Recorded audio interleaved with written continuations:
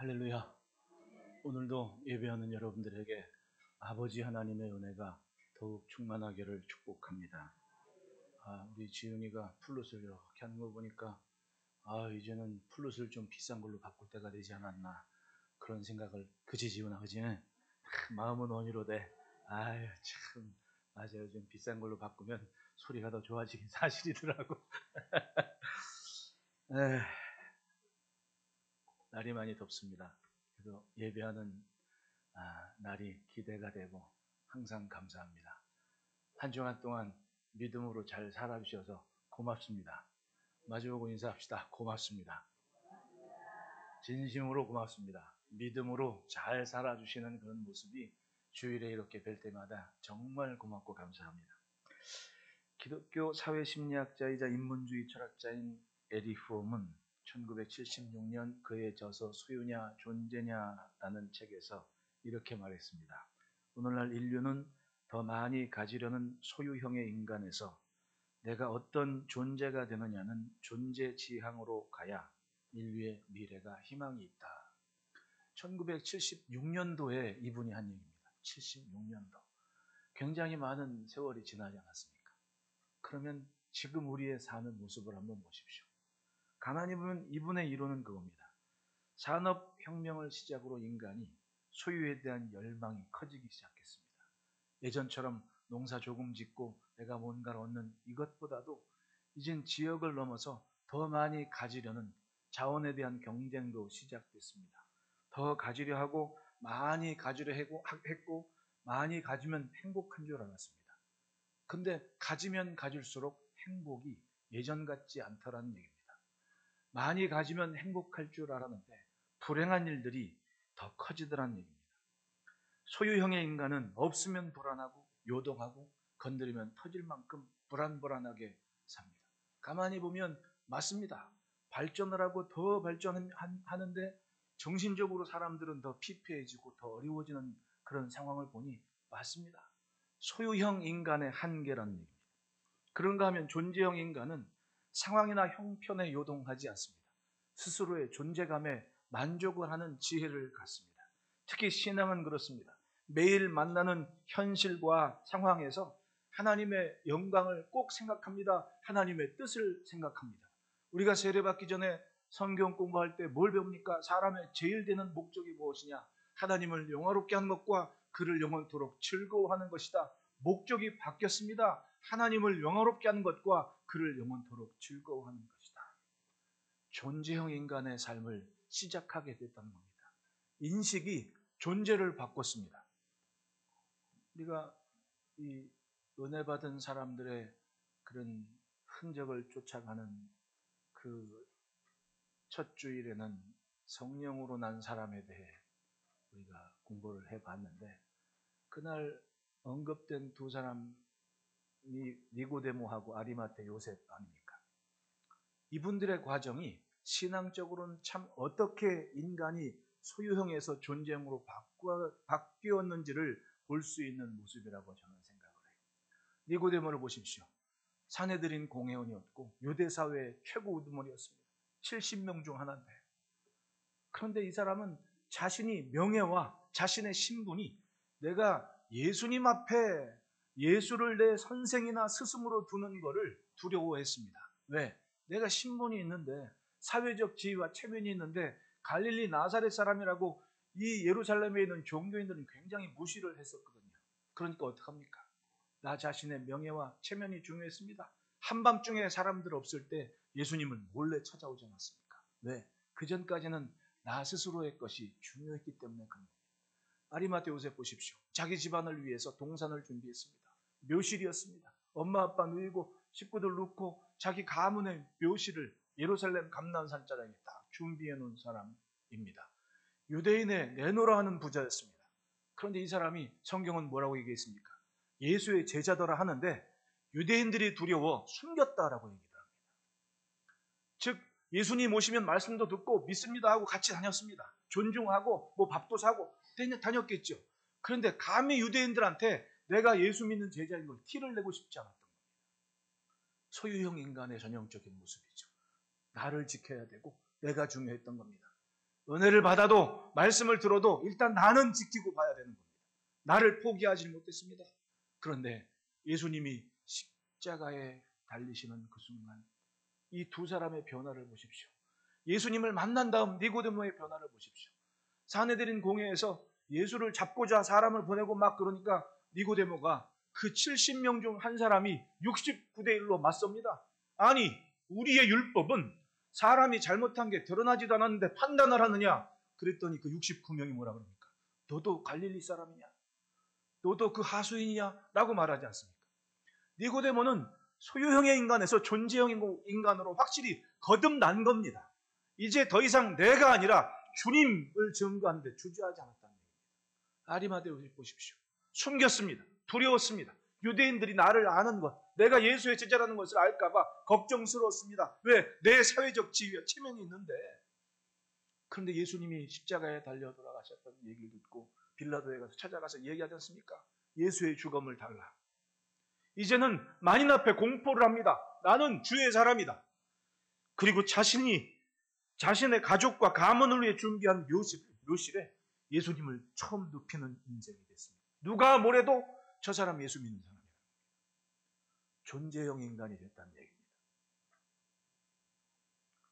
주전 605년경 갈그미스 전투에서 애굽을 대파한 바벨론이 이젠 중동의 패권을 장악했습니다. 그리고 느부갓네살 왕은 1차로 유다를 침공하고 왕을 바꾸죠. 여호야김을 사로잡아가고 자기가 원하는 왕을 세웁니다. 그리고 그때 왕족과 귀족들을 데려가지 않습니까? 그 중에 다니엘이 있었고 세 친구 사드락과 메삭과 아벳느고가 있었습니다. 이 친구들은 그 많은 각지에서 불러모은 왕족과 귀족들을 공부시켜서 바벨론에 관직을 주는 그런 시스템 안에서 뜻을 정합니다. 내가 저 왕의 식탁에 오르는 저 진수성찬 가지고 나를 더럽히지 않겠다. 왜? 저건 우상에게 바친 제물을 우리가 나눠 먹는 거 아니냐. 뜻을 정했습니다. 내가 나에게 채소와 물만 주십시오. 그랬더니 이 네 사람이 다른 왕족과 귀족 지혜자들보다 월등히 뛰어난 실력이 보이는 겁니다. 실력이 보인 거예요. 그 실력은 결국은 하나님 앞에 뜻을 정하고 목적을 가진 인생에게 주신 하나님의 기회였던 겁니다.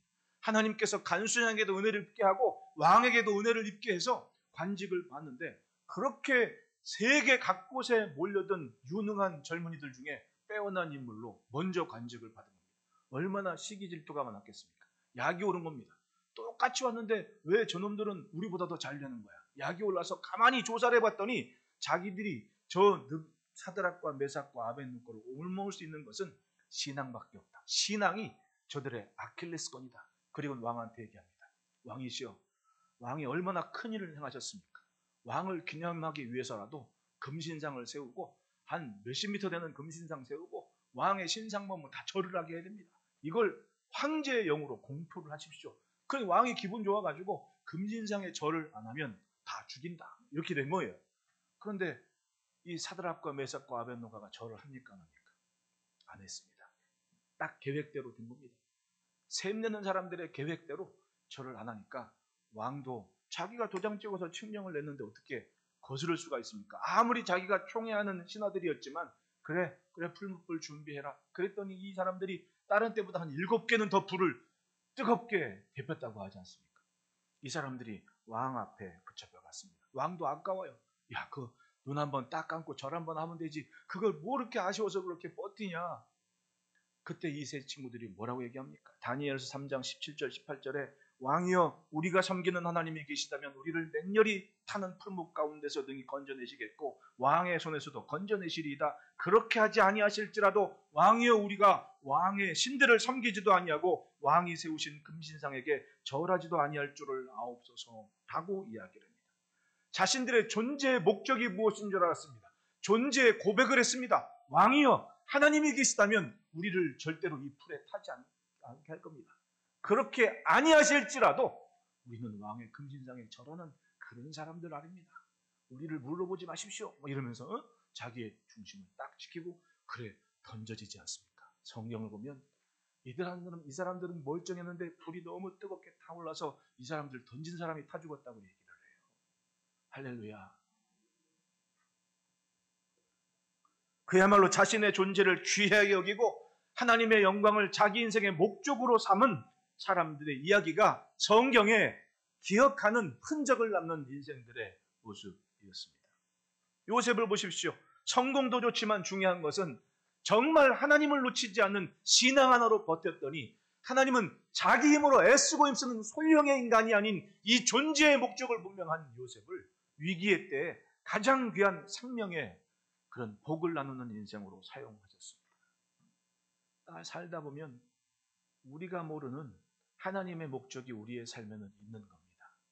이해되지 않을 때는 오늘 내 삶을 집중하고 하나님이 주신 기회로 여기면서 감당하는 그런 지혜가 곧 믿음이라는 겁니다.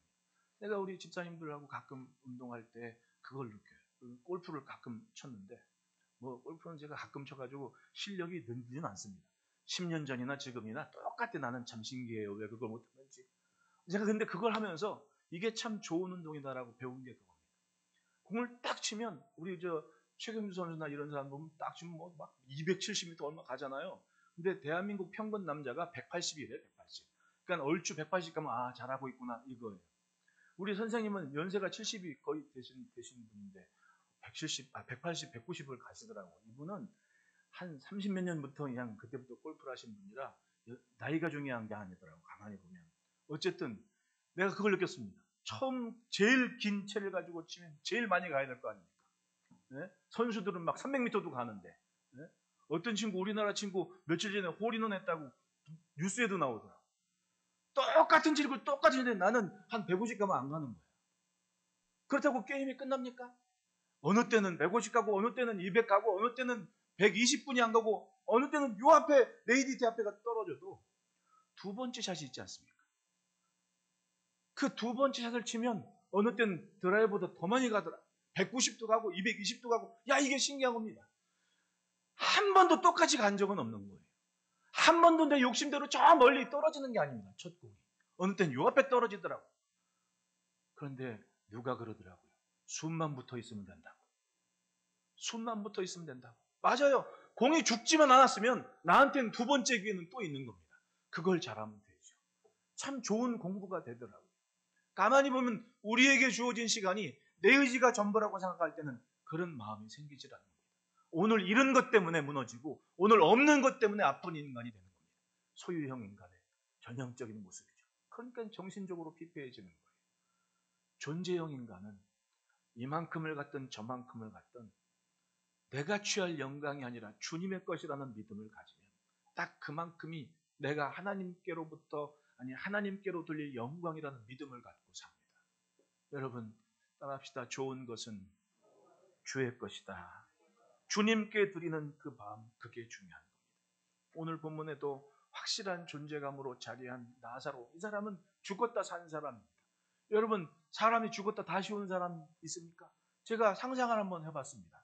사람이 죽으면 죽음 이후의 시간을 아무도 모릅니다. 여기 죽어본 사람 있습니까? 없지 않습니까? 죽어본 사람이 없습니다.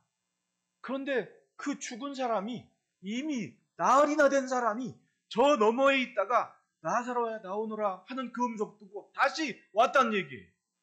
내가 아침에도 질문했습니다. 나사로가 오고 싶었을까요? 안 오고 싶었을까요? 여러분 생각에 헷갈리죠?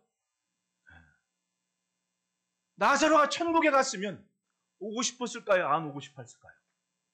안 오고 싶었을 거 아니냐고. 그 좋은데 예수님 비유에 거지 나사로가 예수님 품에 안 계셨다고 얘기했으니까 오라 그러면 오겠어요? 딴 사람 부르시라고. 아마 그랬을 것 같아. 주여, 다 좋은데 그것만 좀. 안 오고 싶었을 겁니다. 그런데 나사로는 나사로에 나오너라. 근데 왔다 그러지 않습니까? 알았습니다. 죽음을 넘어서 내가 지금 어떤 존재로 살았는지 사나 죽으나 주의 것이라는 모습이 사도 바울 이전에 이 나사로는 사나 죽으나 주의 것으로 산 대표적인 인물이라고 저는 그렇게 인정을 하고 싶습니다. 죽었습니다. 그런데 주님 부르시니 다시 왔습니다. 이 나사로를 보십시오. 나사로의 죽음의 얘기를 들었을 때 예수님은 말씀합니다. 이건 하나님의 영광을 위하며 하나님의 아들이 이로 말미암아 영광을 받게 하려 합니다.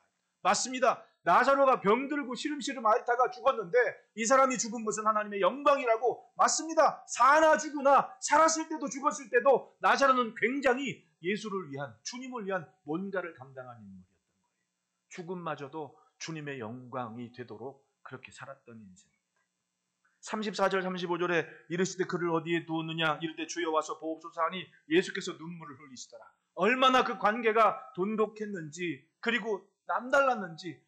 여러분, 성경에서 예수님이 울었다는 몇 번이나 보셨습니까?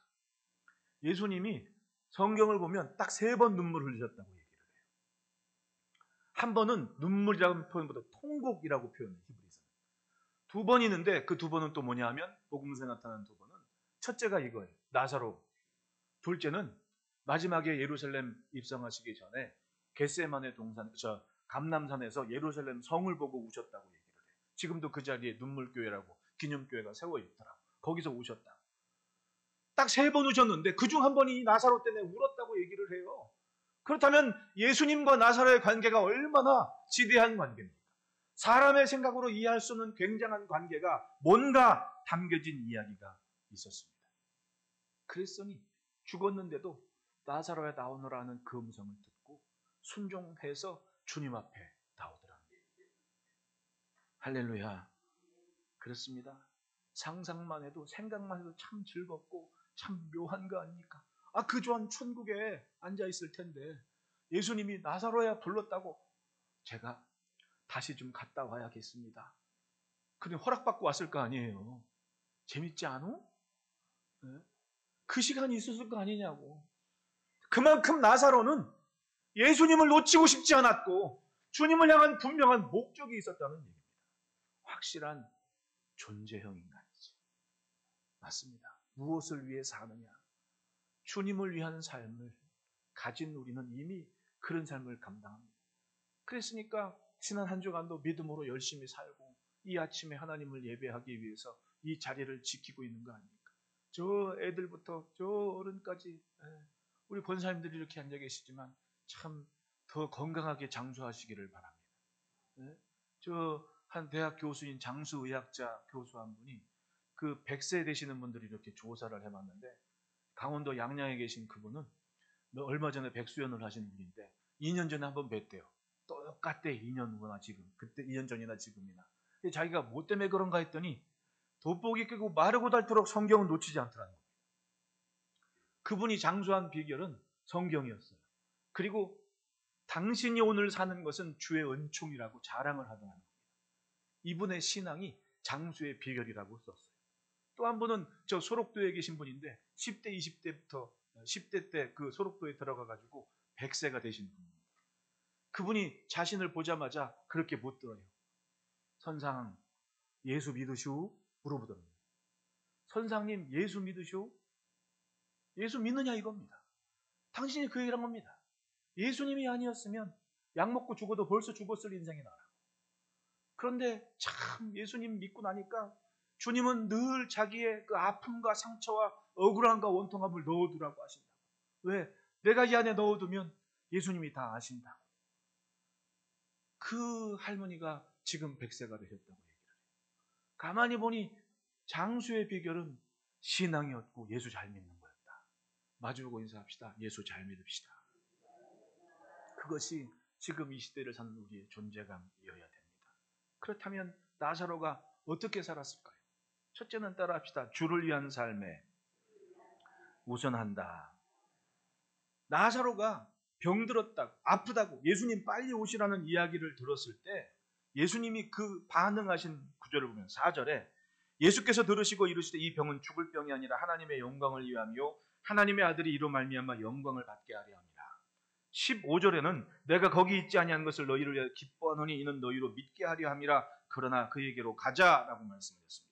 뭔가 목적을 가졌습니다. 그리고 42절에 이 이야기의 결론 부분이죠. 항상 내 말을 들으시는 줄 내가 알았나이다. 그러나 이 말씀을 하옵는 것은 불러선 무리를 위함이니 곧 아버지께서 나를 보내시는 것을 그들로 믿게 하려 함이니이다.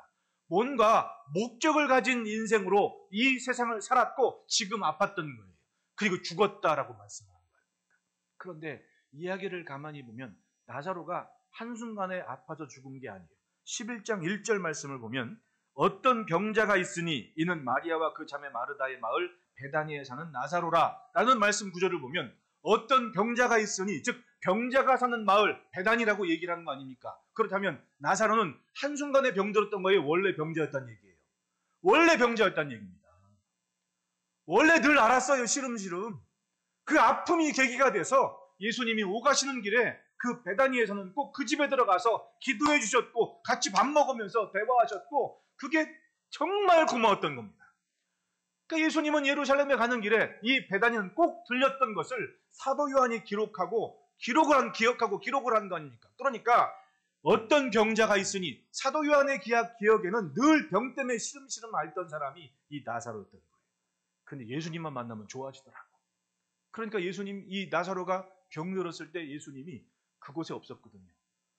요단강가로 피신 갔었는데 거기 사람을 보내서, 그 말은 뭐냐면 항상 위급한 상황이 있었는데 예수님을 만나 오셔서 기도해 주면 낫다 안 낫다. 그 간증이 있는 인물이 바로 이 나사로였다는 얘기입니다. 그러니까 우리가 성경을 그냥 띄엄띄엄 공부하다 보면 11장 같은 경우에 늘 들었던 건데 어느 날 나사로가 아팠다는 생각을 하는 분들이 많은데, 아니 원래 아팠어요. 원래 시름시름 앓던 사람이 늘. 그런데 그 아픔이 이유가 돼서 예수님을 만났고 은혜를 입은 사람이었다는 얘기입니다. 그 이후로 이들의 삶을 보십시오. 항상 주님께 우선했습니다. 아프든 좋은 일이건 안 좋은 일이건 먼저 지금 당장에 자기 오라버니 나사로가 아프니까 다른데 먼 곳에 계신 예수님께 사람을 보냈다고 하지 않습니까? 아마도 요단강 세례터 아니면 여리고 이쯤 계셨을 거 아니에요. 그리로 사람을 보냈다고 그래요. 자기 소식을 알린 겁니다. 얼른 좀 오십시오. 오라 안 오라가 아니라 지금 나사로가 병들었습니다. 평상시에 이들의 삶은 그렇게 주님께 가까운 곳이었고 예수님은 늘 이 집에 머물 만큼 친밀함을 지켜봤다는 거예요. 네, 예수님도 여러분 환영받는 곳에 있고 싶습니까? 아니면 환영받지 못한 곳에 있고 싶습니까? 환영받는 곳에 있는 게 당연한 겁니다. 어디 가서 밥 먹어도 마음 편한 사람하고 밥을 먹고 싶은 거지. 당신이 아무리 하나님의 아들이라 한들 사람의 몸을 입고 오신 주님이신데, 맞습니다. 그 당신을 의지하고 먼저 예수님께 우선하는 이 마르다와 마리아 그리고 나사로의 삶을 주님은 알고 계셨고 그리고는 인정을 하신 거예요.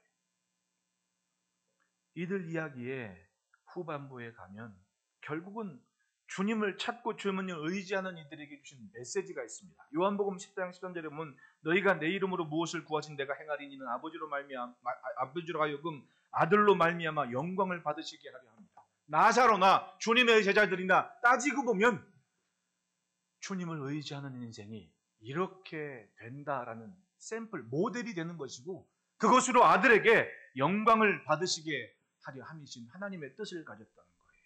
결국은 기도 응답이 주의 영광이고 기도 응답이 주님의 목적이었던 겁니다. 따라합시다. 내가 구하고 주가 이루시고. 이것이 주님의 일에 우선하는 인생들의 삶의 모습이라는 겁니다. 중요한 것은 그 일을 통해 하나님의 영광을 선포하시겠다, 나타내시겠다고 주님이 말씀하지 않습니까? 맞습니다. 나사로는 살아있으나 죽었으나 결국은 주님의 일에 우선하는 삶을 살았습니다. 높은 곳에 뜻을 두고 살 때 삶의 모든 문제는 담담해지는 겁니다. 나사로와 마르다, 마리아도 보십시오. 그 일 가지고 뭐 어쩌고저쩌고 없습니다. 그저 주님을 믿는, 지금 인식하지 못했지만 예수님 만날 때만 하더라도 딱 거기까지 주님이 계셨으면 죽지 않았을 것 같았습니다 라는 말 하죠. 그 말은 평상시에도 아팠을 때 기도받고 나은 걸 아니까 주님이 계셨으면 안 죽었을 거예요. 지난번하고 똑같습니다. 그런데 변수가 있었죠. 주님이 이틀을 더 유하셨다. 이 차이였는 겁니다. 하지만 몰랐지만 주님 말씀하지 않습니까? 내가 말했지 않냐? 믿으면 영광을 본다고. 돌문을 옮겨 놓아라. 여러분, 인식이 존재를 바꾸는 거예요. 그러니까 말씀을 듣고 깨닫는 만큼은 내 존재감은 달라지는 겁니다. 주님이 사용하실 겁니다. 반드시. 낮은 곳에 있으면 마치 구름 아래에 있는 인생의 순간순간 때마다 시바다 만나는 것 때문에 요동치게 됩니다. 여러분, 요즘 기후변화 때문에 옛날에도 난기류는 많았습니다. 비행기가 난기류를 만날 때 딱 두 가지 길이. 하나는 멀리 돌아가든지 아니면 더 높이 올라가든지. 그러니까 어떤 큰 비행기들은 난기류 갔다 오잖아요. 그러면 에임 하이 올라가는 겁니다. 더 올라가요, 더. 그리고 이렇게 보면 태풍이 저 아래 구름 아래 져 있는 걸 보면서 지나가는 겁니다. 밝은 날. 예, 요동치는 걸 보고 가요. 또 하나는 저만큼 돌아가요, 이렇게. 예, 빠른 길은 이거 알아요. 누가 모릅니까? 하지만 지금 이 상황이 뭐 영화처럼 그래도 나는 뚝심 가지고 뚫고 간다. 그러다 죽는 거예요. 예, 그러다 죽어요. 정말 지혜는 뭐냐? 더 높이. 높은 뜻을 믿으며 하나님을 의지하고 주의 일에 우선하는 그 사람. 그 사람이 사나 죽으나 주의 것으로 사는 인생 아닙니까? 나를 포기하는 것. 그리고 주를 의지하는 것. 이 시간이 조금 더 하나님께 나아가는 길이다라는 인정을 하고 주님께 맡기는 것. 그것이 죽음을 넘어선 인생의 삶이었던 겁니다.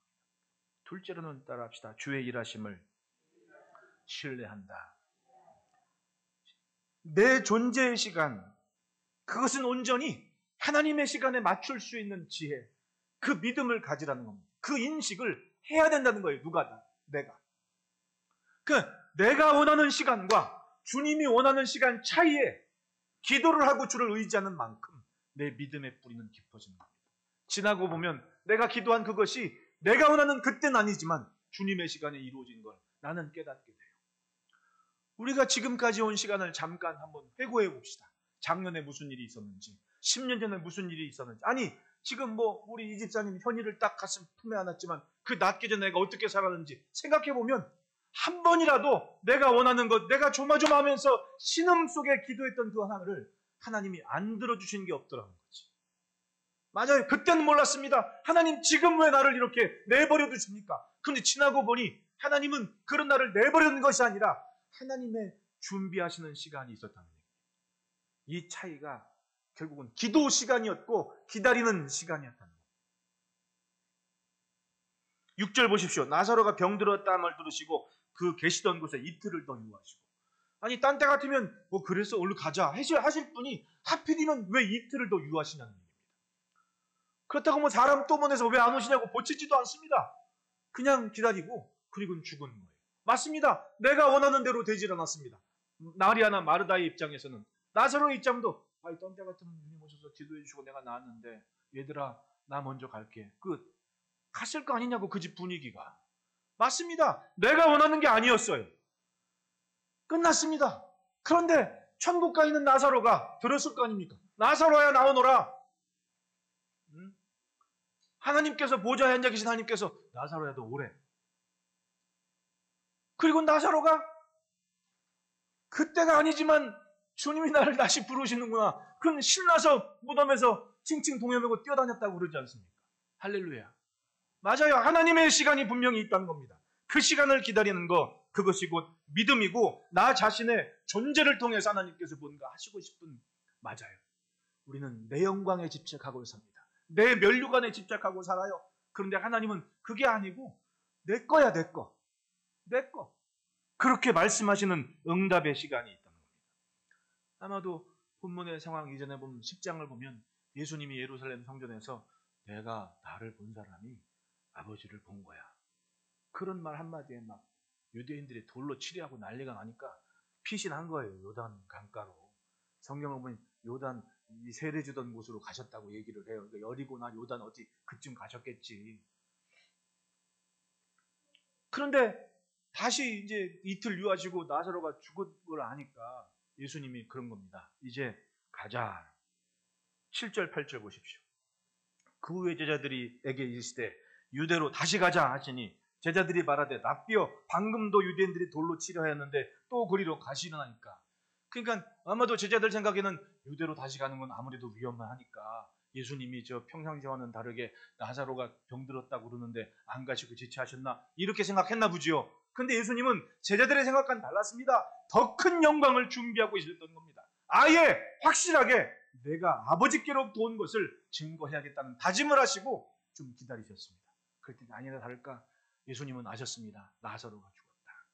이제 가자. 그 시간이 된 거예요. 그리고는 예루살렘으로 다시금 향했던 겁니다. 사랑하시는 관계였습니다. 제자들의 보기에도 상당히 민감하고 위협적인 상황이 분명히 있었습니다. 하지만 마르다와 마리아나 나사로는 달랐습니다. 있는 그대로 인정을 하고 수용을 합니다. 아쉬움은 있습니다. 예수님 왜 이제 오셨습니까? 예수님이 계셨으면 평사진처럼 아마도 죽진 않았을 거예요. 거기까지가 그때까지 믿어온 한계였지만 주님은 그들에게 말씀합니다. 믿으면 영광을 볼 것이다. 믿음이 더 깊어집니다. 눈으로 확인했습니다. 오빠를 불렀는데 나와 뛰놀더라는 거예요. 할렐루야. 인식이 존재를 바꿔버렸습니다. 이제는 이제껏 살아온 주님을 위한 삶보다도 더 깊이, 더 은혜롭게, 확실하게 주님을 위한 삶을 살 수 있는 감언으로 거듭나게 됐다는 거예요. 맞습니다. 살다 보면 내가 어찌할 수 없는 시간이 분명히 있어요. 제가 아침에도 그런 얘기를 했는데, 여러분 철도 건널목 요즘 좀 희한히 저 어릴 때만 하더라도 지금도 경희대 앞에 휘문동 가면 기차 지나가고 그럴 때 멈춰야 되지 않습니까? 건널목 딱. 근데 우리나라 건널목은 속질이 껌이야. 한 7, 8대 지나가면 끝이야. 뭐 길어야 한 10몇 냥 휙 하고 툭툭툭 빨리 지나가. 우리나라는 또 쭉. 제가 처음 미국 갔을 때 이제 친구 집이 플러턴이어서 플러턴에서 이제 파사데나까지 이제 하이웨이 통해서 학교를 왔다 갔다 했었거든요. 근데 어느 날은 친구가 그냥 강의가 한 9시 저녁 오후 5시에 딱 끝났어요. 그러니까 갑자기 다른 때는 선생님이 좀 일찍 끝나줘가지고 시간이 문제 없이 딱 갔는데 그날따라 꽉 채워 강의를 해가지고는 갑자기 친구 허들으면 얼렁얼렁 서두르자고. 왜 그랬더니 하여튼 가보면 한다고. 하여튼 급하다고 딱 탔어요. 근데 걱정하던 일은 꼭 나. 기딱지 플러튼 전에 그 로컬에서 들어가는 그 LA 영화에 가끔 나와요. 거기 뭐 영화에 왜 큰 뭐 하수도 같은 데 자동차 막 달리고 막 그러잖아요. 그거 촬영하는데요. 그 위에 철도가 있는데 로컬에서 저 동부까지 가는 큰 화물 기차가 거기를 통과하거든요. 하필이면 앞에서 띠리띠리 가면서 이 차단막에 딱 내려온 거예요. 친구가 한숨을 쉬더라고. 그러더라고. 왜 했더니 화장실이나 갔다 와 그러더라고. 화장실? 갑자기 화장실은 왜? 하여튼 갔다 와도 돼. 그러더라고. 22분 걸려. 이거 다시 올라가는데. 기차 수를 셌어. 168개가 매달려서 가. 그것도 우리나라처럼 디디디디 가는 것도 아니야. 로컬 지나간다고 툭툭툭 이러고 지나가는 거. 아우 속타. 참 그 동네 사람들 나도 속도 좋아. 근데 익숙하니까 쭉 서 있더라고. 내가 오죽했으면 그걸 세고 앉았겠으면. 야, 근데 때를 따라 우리가 사는 게 그거예요. 내가 어떻게 할 수 없는 시간 앞에서는 기다리는 것밖에 더 있습니까? 그거 다 지날 때까지. 거길 뭐 통과하겠어요? 무슨 다리 놓고 뛰어넘겠습니까? 기다릴 수밖에 없는 거. 난 어차피 그 길로 가야 되는데 자기가 지나가겠다는데 어떡하겠냐고. 그냥 그거 다시 다 지나갈 때까지 기다리다가 땡큐하고 갈 수밖에. 그것이 우리가 사는 시간입니다. 때로는 이해되지 않는 현실이 왜 없겠습니까? 사람 사는 게 늘 내 생각처럼 내 마음대로 되는 게 얼마나 돼요? 사는 게 마음대로 됩니까? 여기 학교 다니는 학생들 공부하는 자녀들한테 물어보십시오. 사는 게 마음대로 되디? 안 되는 게 많으니까 맨날 인상 쓰고 다니는 거 아닙니까? 안 되는 게 많은 겁니다. 그게 인생이었던 거예요. 하나 존재의 거듭남을 경험한 순간 내가 할 수 있는 건 감사합니다. 맞습니다. 감사하는 것. 감사하는 것. 제가 어제 책을 하나 주문 받아가지고 너무 재밌어가지고 하루 만에 다 읽은 책이 있는데 우리나라 그 일타 강사 중에 한 분입니다. 언젠가 그 사람이 세금을 내는데 세금을 25억을 냈대. 근데 고소득자는 50%가 세금이라면서요. 전 잘 모릅니다. 세금은 모르는데 그 사람 얘기 그래요. 고소득자는 50%가 세금이라고. 그러면 세금을 25억 냈다는 얘기는 한 해 수익이 50억이 넘었다는 거 아닙니까? 작년인가 작년에 세금을 15억인가 13억을 냈대. 그러면 배는 벌었다는 거 아니에요. 근데 그 사람이 그런 얘기를 합니다. 공부를 너 위해서 하지 엄마 위해서 하냐. 그게 이제 자기가 가리키는 그 공무원 시험 준비하는 사람들을 위해서 힘들다고 네 엄마 아빠보다 힘들어 욕을 막 하면서 강의를 하는 분이에요. 이분이 나중에 알고 봤더니 크리스찬이더라고. 그러니까 욕 잘한다고 예수 안 믿는 건 아니더라고. 어떤 분이 처음에 내가 설교할 때 미쳤다 그랬다고, 목사님이 미쳤다 그랬다고 막 시험에 든 권사님 한 분 계시는데, 시험에 들지 마시기를. 욕 잘한다고 예수 안 믿는 건 아니더라. 맞아요. 근데 이분이 그렇게 학생들한테 얘기하면서 이 사람 말 듣고 어느 날 자기 엄마가 전화가 왔대. 야, 네 제자 만났다. 이 사람한테 공부해서 합격한 다음에 자기 고향 가가지고 면사무소 공무원 하는 사람들이 그렇게 많더래. 엄마가 신나서 전화했어. 네 제자들 만났다고. 나름대로 이 사람은 의미 있는 생활을 한 겁니다. 그분 글을 그거 보니까 참 우리 실생활에 있는 얘기를 잘 들어요. 내가 그분 얘기면서 깨닫는 게 그겁니다. 어느 날 자기가 잘나가지고 성공을 했대. 대구에서. 네. 자기가 학원 강사로 출발해가지고 자기가 근무하는 학원 통째로 사버렸대. 근데 강사 직원 해갖고 다 100명이 넘더래. 딱 자기가 이사장이 딱 되면 자기 강사 때 서름을 갚기 위해서 강사들 월급을 2배로 올렸대. 3년 만에 망했대. 3년 만에. 그러니까 이 경영하는 사람들의 마음을 몰랐던 거야. 그리고 나서 자기가 회개를 했대. 내가 이 경영하신 분들을 우습게 생각했는데 참 그 자리에 앉으면 그게 아니더라. 내가 왜 이 학원이 30년을 지켜왔는지 알겠다. 그게 자기와 경영자의 한계를 느낀 거야. 학원 말아먹고, 출판사 말아먹고, 다 말아먹고, 자기 형제, 형, 여동생 둘, 다 보증해가지고는 거기다 다 했는데, 같이 다 말아먹고, 빚이 25억 생겼대. 그런데 죽어도 자기는 파산 신청은 안 했대. 조건은 충분히 됐대요. 근데 파산 신청하면 자기한테 빚 준 사람들이 다 같이 길거리에 나앉게 되는 상황이라 이 악물고. 여러분, 내가 하나님의 사람이라는, 그래도 나 예수 믿는 사람이라는 뚝심이 없으면 그렇게 했겠습니까? 어떤 사람은 일부러 파산하잖아요. 근데 이 악물고 갚았대. 그리고 영등포 올라와가지고 한국사 강의해가지고는 이 사람이 그 강의해가지고는 강의 교재 만들고 막 하다가 소문나가지고는 세금을 25억 낼 만큼 얼마나 사람에 따라 존재형의 인간은 내가 25억 세금 낸 거에 대한 자부심과 감사가 있어요. 근데 소유형의 인간은 어떻게 하든 세금을 좀 안 내고 싶어 하지. 속이고 싶어 하고 정직하게 자기들이 감면 받은 거야 뭐라고 그랬습니까? 억지로 막 하다가 결국은 막 가짜로 이혼도 하고 서류도 이혼도 하고 집도 숨기고 내 재산 아무것도 얘기하고 별 사람 많지 않습니까? 그러니까 사람도 사는 모양이 다 다르더라고요. 중요한 건 존재형의 인간은 뭔가 달라도 달랐다는 얘기입니다. 맞습니다. 하나님의 시간이 있습니다. 하나님의 시간. 내가 원하는 시간의 영광보다는 하나님께서 원하는 시간의 영광이 더 컸다는 것. 그것이 바로 이 집안 나사로나 마르다나 마리아의 신앙이었습니다. 여동생들이 고백하지 않습니까? 요한복음 11장 21절 선절에 그러나 나는 이제라도 주께서 무엇이든지 하나님께 구하시는 것을 하나님이 주실 줄 아나이다. 예수께서 이르시되 내 오라비가 다시 살아나리라. 맞습니다. 굉장한 믿음 아닙니까? 지금이라도 주님께서 무엇이든지 하나님께 구하는 것을 하나님이 이루실 줄 압니다라는 고백에 그래, 네 오빠가 살 거야. 이미 죽었는데 산다고 하지 않습니까? 할렐루야. 그래요. 주의 일하심을 신뢰하는 믿음이면 반드시 그에 합당한 영광이 있습니다. 셋째로는 따라합시다. 믿음의 증거가 있게 한다. 우리는 우리의 삶을 통해 세상에 증거하는 무엇인가 있는 삶이 되어야 됩니다. 살아도 죽은 것 같은 세상이 이 세상에 가짜 생명을 쫓아가는 사람들의 모습 아닙니까? 많이 살기 좋은 때가 됐습니다. 그런데 사람은 늘 불안해요.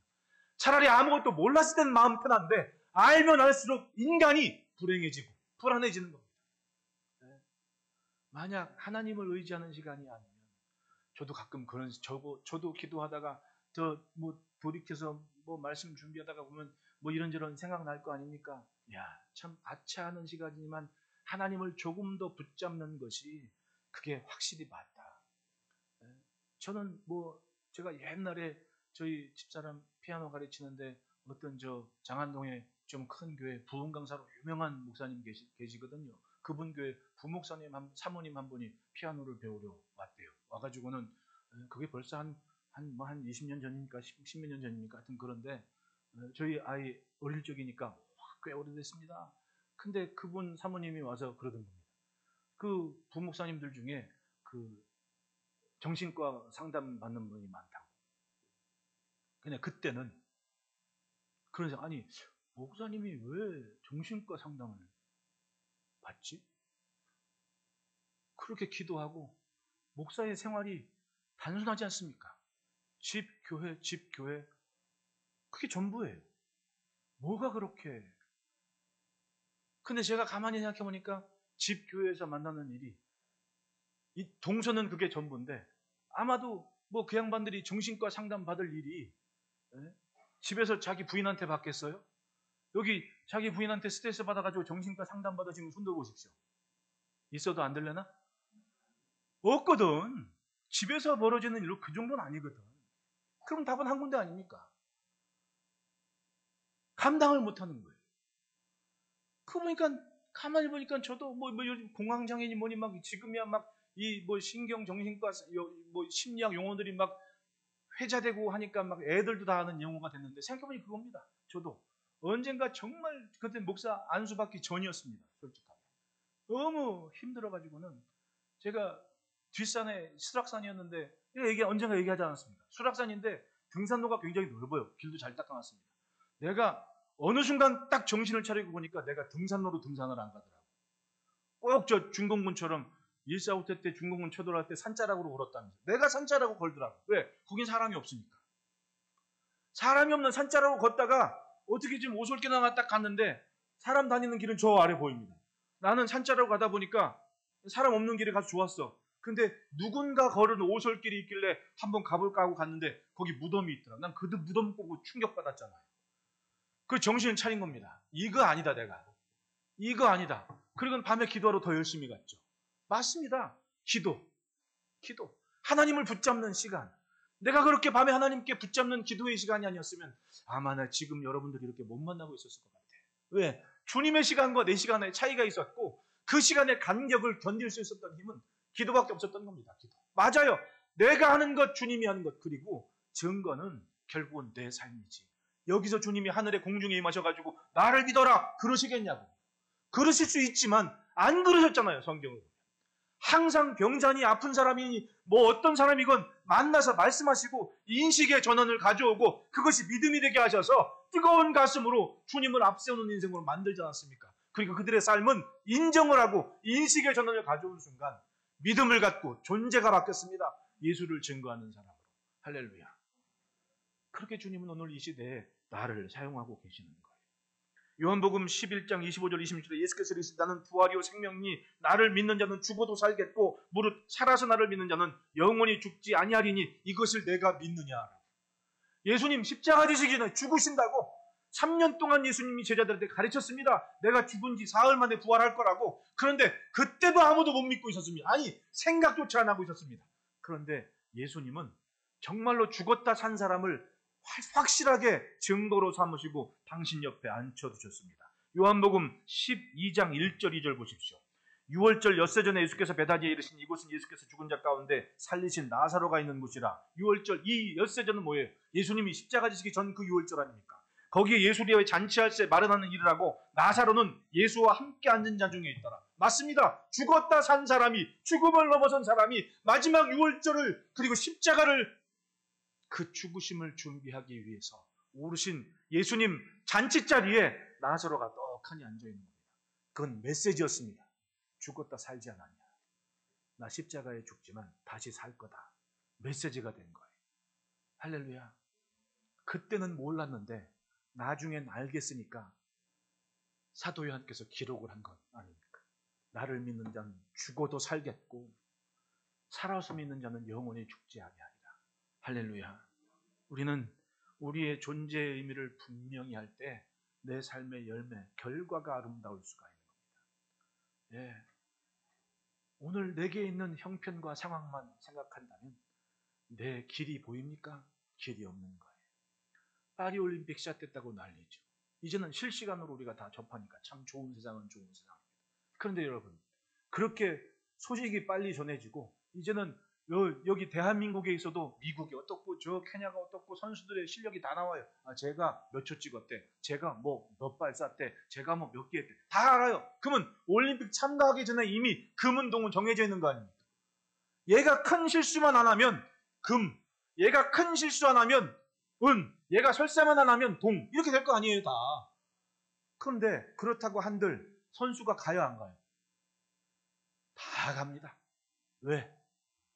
자신의 나라의 국기를 가슴에 새겼고 지금 나는 내 나라를 대표하는 선수로서 여기에 왔다는 목적의식을 가지고 그 존재감으로 경기는 어떠하든 즐겁고 신나게 이번에 뭐 배 타고 막 쫙 세네강 돌아왔다면서요. 난 보지는 못했는데 배 타고 각 나라 사람들이 유람선 타고 쫙 했대. 아주 대단하더만. 아주 스케일이 파리 전체가 공연장이 됐다고 뉴스에서 난리가 났습니다. 진짜인지 가짜인지 모르지만 일단 사진은 그렇게 나왔잖아요. 근데 모두가 다 금은동 맞아요. 딱 세 사람입니다. 하지만 모두가 다 즐거워하지 않습니까?